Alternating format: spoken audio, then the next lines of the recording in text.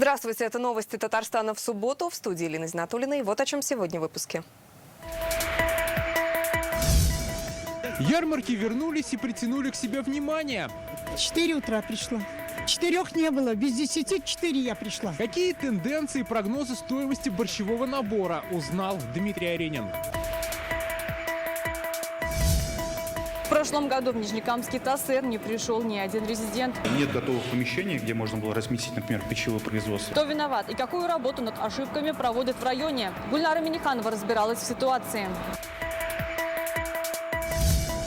Казанский врач попал в книгу рекордов России.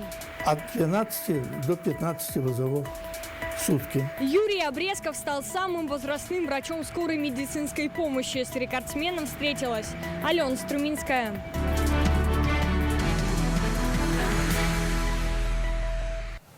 В марте резко выросло количество обращений жителей о неудовлетворительном состоянии дорог и тротуаров. Об этом каждая пятая жалоба татарстанцев в соцсетях. Этот вопрос стал одной из тем совещания сегодня в Доме правительства. Межсезонье, перепады температур негативно отражаются на дорожном покрытии, отметил Рустам Миниханов.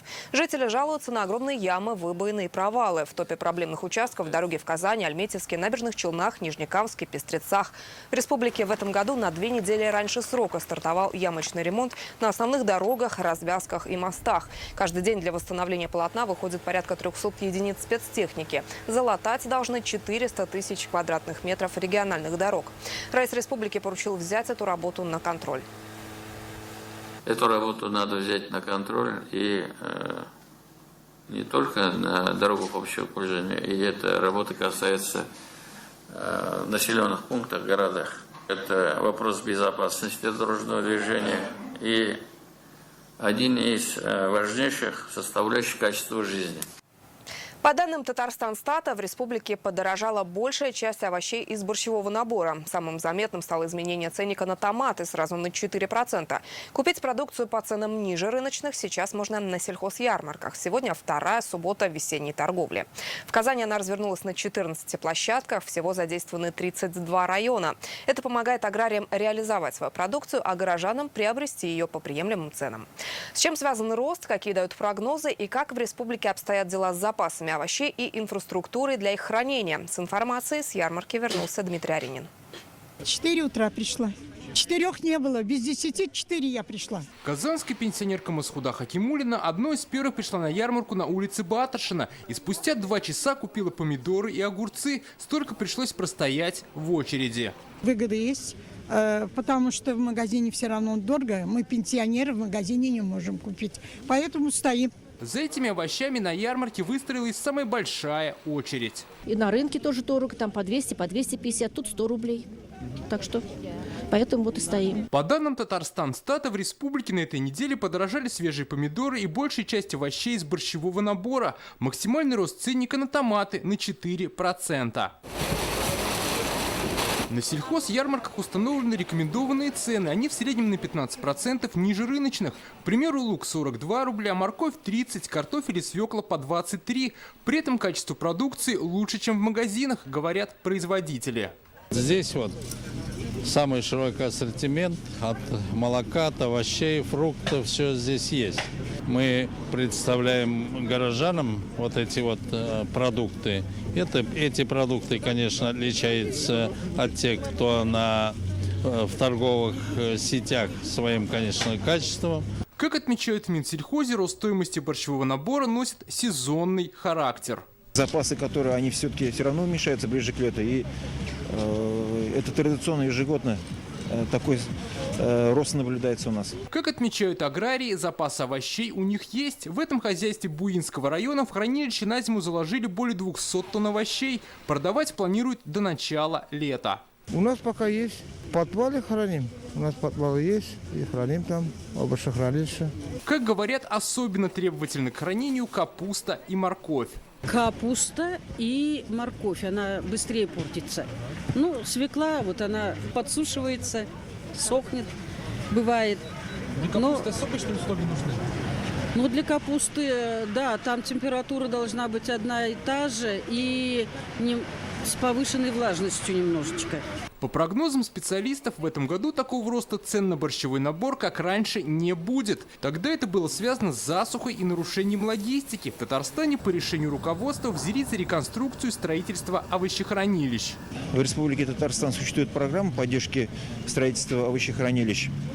Значит, здесь софинансирование с двух бюджетов. Федеральный бюджет и республиканский бюджет порядка 50% от проектной стоимости, значит, инвестиционного овощехранилища. В республике на сегодняшний день имеется 7 проектов, из них 3 проекта сейчас реализуют в Чистопольском районе. Весенние ярмарки в Татарстане продлятся до 22 апреля. Будет 6 ярмарочных дней. В первую неделю реализовали продукции на 67 миллионов рублей. Дмитрий Аринин, Данил Филатов, ТНВ, Казань. Через месяц в Татарстане введут особый противопожарный режим. Он продлится до 14 мая. В этом году в России вступили в силу изменения в правила пожарной безопасности на этот период. Например, ширину так называемой минерализованной защитной полосы вокруг зданий, граничащих с лесом, увеличили до 1,5 метров. Вокруг населенного пункта она должна быть не меньше 10 метров.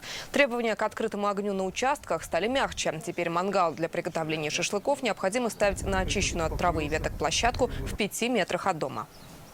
При использовании открытого огня для сжигания сухой травы, веток, листвы и другой горючей растительности на индивидуальных земельных участках место использования открытого огня должно располагаться на расстоянии не менее 15 метров от зданий, сооружений и иных построек. Кроме того, при использовании открытого огня в металлических емкостях можно уменьшать расстояние вдвое. 127 миллионов рублей выделили из бюджета Татарстана на установку пожарных извещателей. По решению Рустама Минниханова республика обеспечит датчиками дыма 70 тысяч семей. В Бугульме вручили орден мужества родным и близким Владислава Вавилова, погибшего при выполнении боевой задачи в зоне специальной военной операции.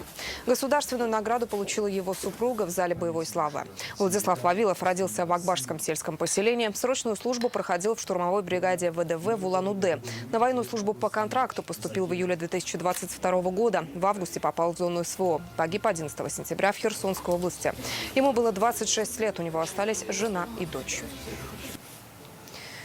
3 тонны гуманитарного груза для городов Донбасса и наших бойцов в зоне СВО собрали жители села Дубьязы Высокогорского района. 3 машины в выходные отправятся в путь. Гуманитарный груз собрали всего за 3 недели. Волонтерское движение здесь появилось в апреле прошлого года. О нем мы уже рассказывали в наших репортажах. После возвращения из зоны спецоперации к жителям деревни присоединился военнослужащий Артем. Вместе они шили одеяло для госпиталей, плели маскировочные сети. Активная работа в селе идет и сейчас. В этом убедилась Алена Струминская.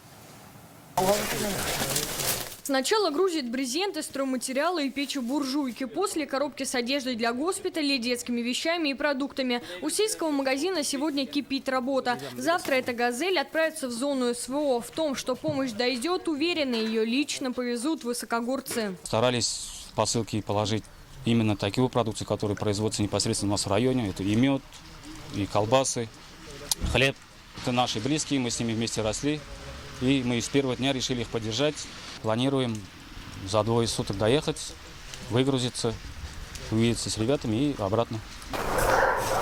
Это сельский дом культуры. Еще один пункт приема гуманитарной помощи. Завтра отсюда также отправятся «Газели». Еще банки нужны? О волонтерском объединении в сельском ДК мы рассказывали в феврале. Тогда к местным жителям присоединился вернувшийся из зоны СВО военнослужащий Артем. Он помогал плести маскировочные сети, шить одеяла, изготавливать окопные свечи. В этот раз здесь готовят домашнюю лапшу. Девочки, давайте не подведем. Лапша, вот как бы напоминание о доме. Домашнее тепло мы хотим передать нашим ребятам, чтобы они почувствовали это тепло и были здоровыми. Помощь собирают не только для бойцов, но и для жителей Донбасса. Отправляют детские вещи, шьют одежду и белье. Из этих материалов мы им приготовим постельное белье, приготовили, чтобы в госпитале им, чтобы не очень плохо было. Волонтерское движение в селе появилось в апреле прошлого года. Организовали все. И предприниматели, и соседние деревни, и местные жители, и организации. Около месяца назад доски отправили для окопов для блиндажей, строительные материалы, потом гвозди, саморезы, бензопилы, буржуйки. Сколько машин отправили, не сосчитать, говорят жители. Делают это практически еженедельно. Для неравнодушных главное, чтобы их любовь и забота обязательно дошла до адресатов. Алена Струминская, Игорь Романов, ТНВ, Высокогорский район. За минувший год на территорию опережающего социально-экономического развития Нижнекамска не пришел ни один резидент. Ситуацию на коллегии Минэкономики Республики раскритиковал Рустам Минниханов и поручил главе района вплотную заняться привлечением инвестиций. Сегодня на площадке ТАСЭРа работают 20 резидентов, 14 из которых запустили производство. Что остановило развитие местного ТАСЭР, какие выводы сделало руководство района и что будет дальше? В ситуации разбиралась Гульнара Минниханова. Китайская компания «Камасталь» – первый резидент Нижнекамского ТАСЭР. Они выпускают окрашенную рулонную сталь. Ее применяют в различных отраслях промышленности. Завод единственный в России по изготовлению стали с тиснением, которую используют в производстве бытовой техники. Здесь трудится 66 человек. Компания стала резидентом 5 лет назад. Выбрали Татарстан, потому что тут местонахождение хорошее, важное. И тут местное правительство хорошо помогает. Тут льготы хорошие тоже. Мы сначала тоже смотрели на другом месте, даже в Елабуге тоже смотрели. Но все равно здесь удобнее. Мы производим панели для облицовки домов и зданий. Это уже другое производство на территории Нижнекамской ТАСЭР. В декабре 2019 года здесь начали выпускать строительные панели. Предприятие взяло на себя обязательство трудоустроить 25 человек. Пока работают 23. Мы вышли на страны, конечно же, СНГ, в первую очередь Казахстан, но также вышли на Европу, это Болгария. А санкционное давление, они, конечно же, бывают, какие-то моменты, там, например, по оплатам, но они все-таки решаются. У Нижнекамской ТАСЭР 20 резидентов, 14 уже запустили производство. Остальные на стадии строительно-монтажных, пусконаладочных работ. Также есть предприятия, разрабатывающие техническую документацию. 2 производства в прошлом году не смогли запуститься из-за санкций. ТАСЭР в Нижнекамске был создан в конце 2017 года. В проект было вложено более 5 миллиардов рублей инвестиций. На предприятиях работает более 1000 человек. По этому показателю план выполнен на 44%. За минувший год Нижнекамский район не привлек ни одного резидента в ТАСЭР. На это повлияло несколько факторов, рассказывает руководство исполкома. Первый. С 2021 года в России отменили льготные страховые взносы для резидентов ТАСЭР. Вторая причина – не все компании готовы брать ответственность по выполнению условий в качестве резидента. Третья причина – в отсутствии подходящих площадей. Нет готовых помещений, где можно было разместить, например, пищевое производство. Да? Человек захотел там условно делать, условно, конфеты, да?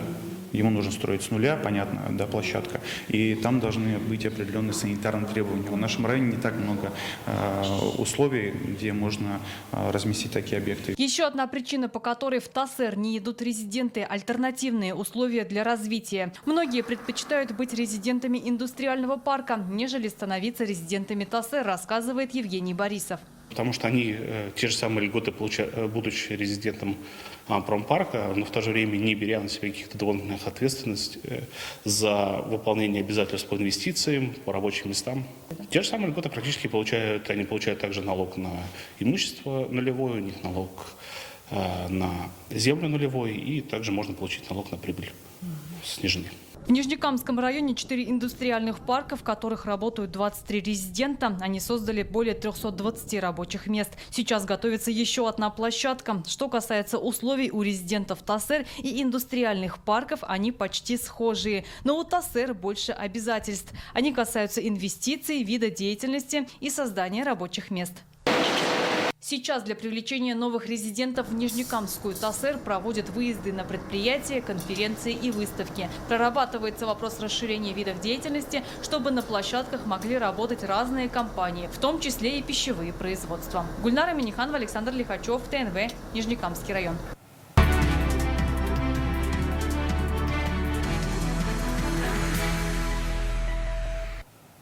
На этой неделе у мусульман начался священный месяц Рамазан. Сегодня на утреннем совещании в Доме правительства Рустам Минниханов поручил создать все необходимые условия для проведения богослужений, обеспечить безопасность в мечетях и на площадках мероприятий. Ураза – один из 5 столпов ислама, отметил он и поздравил жителей с началом Рамазана. Во всех мечетях республики до 21 апреля будут читать таравих намаз, во многих организуют ифтары. Вечером 22 марта, после захода солнца, начался священный месяц Рамадан. Ураза тут один из столпов ислама. Многие жители нашей республики также присоединились к мусульманскому посту. Духовному управлению мусульман, главам муниципальных образований следует создать необходимые условия для проведения религиозных обрядов и богослужений. Обеспечить безопасность в мечетях и других местах проведения массовых мероприятий. Самые искренние пожелания. Сегодня профессиональный праздник отмечают работники культуры. В России его проводят ежегодно 25 марта. Рустам Минниханов поздравил всех причастных на республиканском совещании, подчеркнув важность и благородство их миссии. Сегодня в сфере культуры в Татарстане работают порядка 21 тысячи человек. На развитие культурной инфраструктуры в республике в прошлом году направили 2,5 миллиарда рублей. За 10 лет построили 343 объекта, отремонтировано 289 сельских ДК. Всех мы искренне поздравляем с этим праздником. Отдаем себе отчет, что это очень благородно и очень важно сохранять и развивать нашу культуру, наши традиции и все, что необходимо. Это вот наша самобытность. Аплодисментами мы поздравляем всех наших коллег. Преподаватель математики в Иннополисе Арман Костанян стал учителем года Татарстана. В Казани объявили имена лучших педагогов и воспитателей республики. В финал вышли 55 педагогов. Все они победители школьных, районных и зональных этапов. Конкурс проводится уже более 30 лет. Параллельно с ним Татарстан определил лучшего преподавателя страны по татарскому языку. Им стала Халида Кирамова из Тюмени. Победители представят Татарстан во всероссийском конкурсе «Учитель года» осенью в Московской области. Отличная площадка вообще для обмена опытом, для обучения. Вот самое главное для обучения, чтобы вот я посмотрел, я увидел, и я уже что-то могу применять, например, в своей педагогической практике. Для каждого участника конкурса это в любом случае победа над собой. Мы все вышли из нашего привычного ритма жизни и ворвались вот в это очень интересное приключение. У нас русскоязычные дети, и если даже дети татары, они уже обрусевшие татары. Поэтому нужно знать методику преподавания как русскоязычным детям, так и детям татарам. На этой неделе казанский врач, 84-летний Юрий Обрезков, попал в Книгу рекордов России. Он стал самым возрастным сотрудником скорой медицинской помощи в стране. На момент регистрации достижений ему был 81 год, так что свой собственный рекорд врач уже побил. Из-за пандемии заслуженную награду Юрий Обрезков получил только в этом году. Это уже второе событие, которое навсегда останется в истории татарстанской медицины. На минувшей неделе мы рассказывали об операции, которая тоже попала в Книгу рекордов. Ее провели врачи ДРКБ с самой маленькой пациентки. Герой нашего репортажа Юрий Обрезков в скорой помощи работает большую часть своей жизни и ни в чем не уступает молодым коллегам. С рекордсменом встретилась Алена Струминская. Остановка автобуса. В свои 84 Юрий Обрезков каждый день выезжает на экстренные вызовы и бросает вызов возрасту. В скорой помощи он работает 45 лет. Буквально за 5 минут до нашей встречи вернулся с очередного выезда. Что движет? Работа. Я когда учился, я уже работал. Оказываем помощь людям, которые нуждаются в нашей помощи. От 12 до 15 вызовов в сутки. Но иногда бывает и больше бывает. Я хочу вот сертификат повесить на стенку. Это сертификат подтверждения того, что Юрий Обрезков уникальный специалист. Мужчина стал самым возрастным врачом скорой помощи и попал в Книгу рекордов России. Заявку втайне от него подал внук. У меня внук работает в Москве. И вот он каким-то образом там узнал, что есть такая книга, попросил у меня копии с паспорта, диплома и трудовой книжки. Мне сюрпризом было, я даже не знал, для чего это он это делает. Конечно, было, как бы, радость какая-то. Юрий Обрезков – врач-психиатр. Его работа требует большой выдержки и, главное, опыта. Иногда бывают буйные пациенты. На Мамадышском тракте он на ходу выпрыгнул из автомашины. Когда мы подъехали уже, он бегал на проезжей части от машины до машины. Я говорю, водители, включи сирену, чтобы хотя бы остановились на какой-то промежуток времени. Вот когда уже остановились, мы подошли к нему, и 4 его держали. Его жизнь неразрывно связана с медициной. Отец был фельдшером. Династию продолжила дочь Юрия Обрезкова. Она тоже врач и, как отец, ежедневно спасает жизни людей. Отец был фельдшер. В 1941 году, мне было 3 года, его призвали на фронт. Это было в ноябре месяце. Уходя на фронт, он сказал маме, чтобы я продолжал его дело. На работе новости о попадании Юрия Обрезкова в Книгу рекордов встретили с восторгом. Телефон разрывался от поздравлений. Коллеги признаются, для них гордость работать с таким профессионалом. Мы с Юрием Николаевичем уже 10 лет работаем вместе. У человека много опыта, уже такой стаж. Это сказывается на хорошем качестве обслуживания населения. Юрий Обрезков работал и в сложное для всего мира время, в пандемию. Несмотря на свой возраст и возможные риски, продолжал спасать жизни людей. На вопрос, не устаете ли вы на работе, уверенно отвечает – нет. На работе я чувствую себя как-то лучше, чем дома, потому что я общаюсь с коллективом, со своими сослуживцами. И вот это как-то заряжает. Наша встреча с Юрием Обрезковым продлилась недолго. Врач снова отправился помогать тем, кто оказался в беде. Алена Струминская, Ленар Хузяхметов, ТНВ, Казань. Полярное сияние увидели жители восточных районов республики. Кадрами этого редкого для наших краев природного явления в соцсетях поделились жители поселка Джалиль в Сармановском районе и села Озево в Агрызском. Северное сияние – это свечение, вызванное движением заряженных частиц солнечного ветра в магнитном поле Земли. В наших широтах его хоть и не часто, но наблюдают. В крупных городах свечения не увидишь, а вот за городом возможно. Так заканчивается неделя. Интернет-версию итогов прошедших 6 дней читайте на сайте газеты «Реальное время». Еще больше информации в нашей группе ВКонтакте и Телеграм-канале. С прогнозом погоды на завтра вас познакомит моя коллега Аделина Зарифова. Передаю ей слово, а я с вами прощаюсь. До встречи.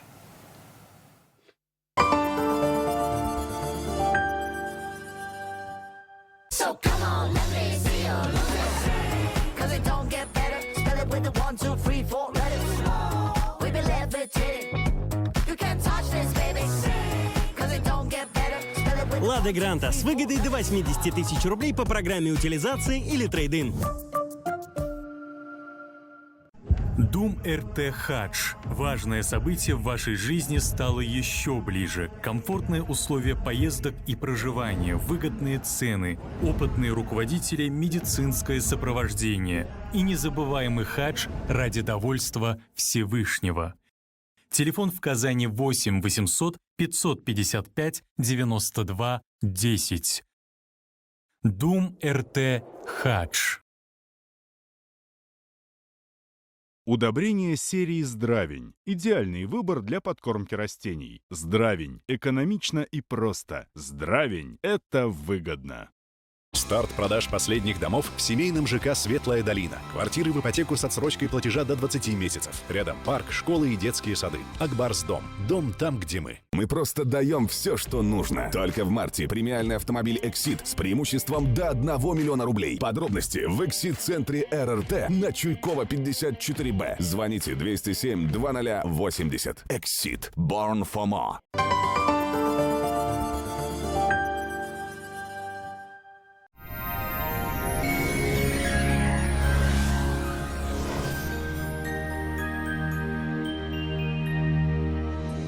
Здравствуйте! Атмосферный фронт продолжает оказывать влияние на погодные условия в Татарстане.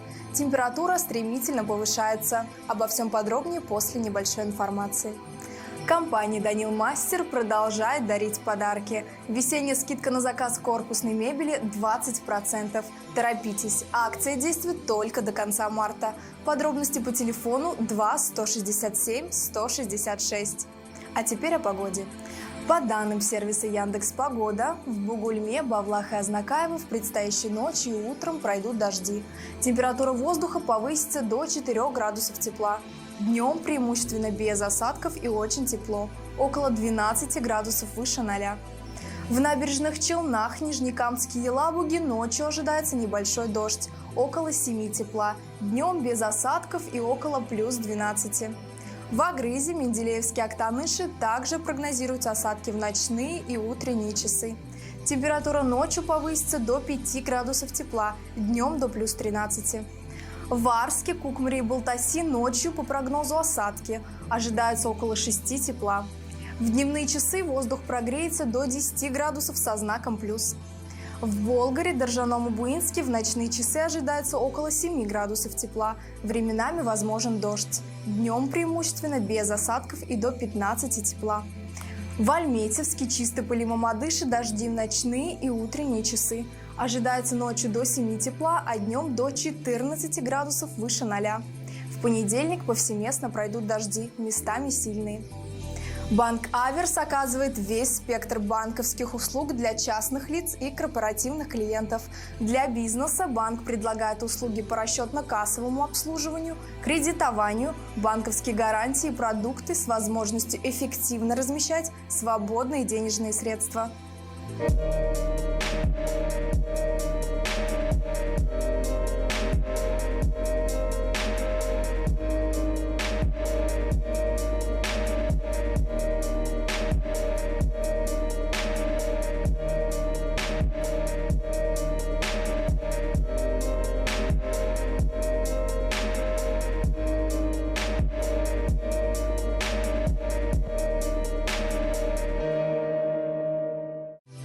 В Казани предстоящей ночью ожидаются дожди и до плюс 7.